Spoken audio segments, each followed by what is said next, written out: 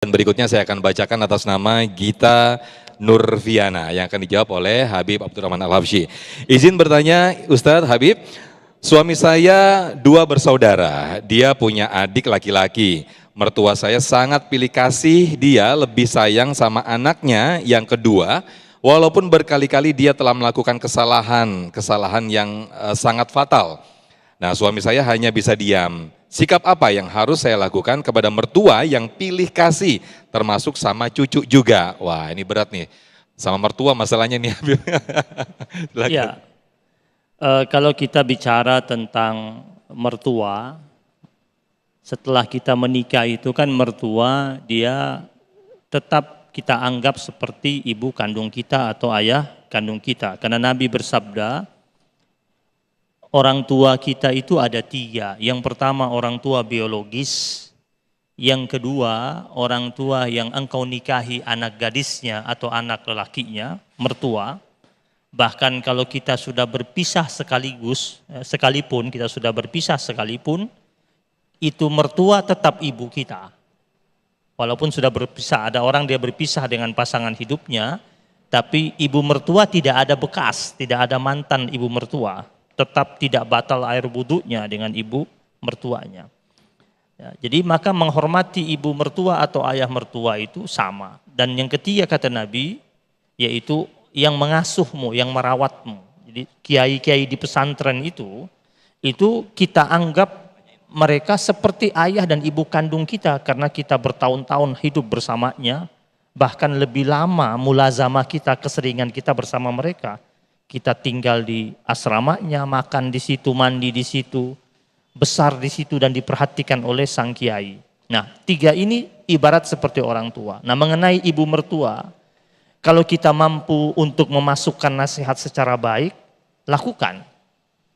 Tentu dengan kata-kata yang ma'ruf, ya, dengan kata-kata yang memiliki dimensi kebaikan tingkat tinggi. Jangan sampai niat kita untuk mengkoreksi, tetapi akhirnya menyayat hatinya atau membuat dirinya tersinggung. Untuk memberitahu tentang sesuatu yang tidak adil, kita harus kasih tahu. Namanya sesuatu yang hak itu harus disampaikan. Jangan tidak kita sampaikan. Hanya sekarang bagaimana caranya kita menyampaikan nilai-nilai keadilan tersebut kepada dirinya. Kan tadi hadis itu Nabi katakan, ya, hendaklah kalian berlaku adil kepada anak-anak kalian. Ya. Sebagaimana kama tuhibbuna ayya'dilu bainakum fil birri wal lutfi.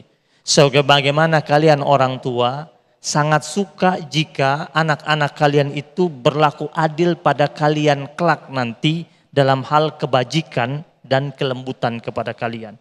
Karena nanti ketika orang tua itu semakin menua, dia akan butuh 2 ini dari anaknya.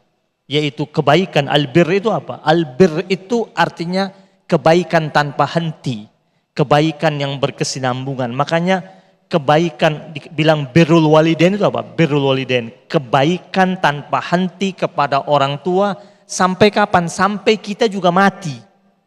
Ya. Jadi bukan hanya sampai mereka sudah meninggal, kita masih hidup, kita masih itu kewajiban kita untuk birrul walidain itu masih terus. Ya, sebagaimana pesan Nabi kan, as-salatu alaihima wastighfaru lahuma, ya, mendoakannya, beristighfar untuknya, anta tasaddaqa bihima, mengeluarkan sedekah atas namanya, kemudian mengunjungi kerabat, kakak atau adik orang tuamu yang masih hidup, kemudian berbuat baik al-ihsan kepada siapa? Kepada teman-teman orang tuamu yang masih ada, masih hidup di dunia.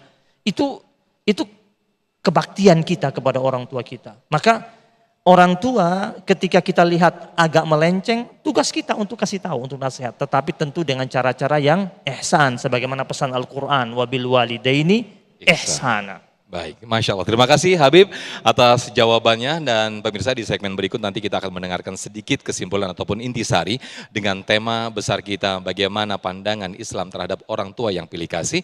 Untuk itu tetaplah bersama kami dalam Damai Indonesiaku.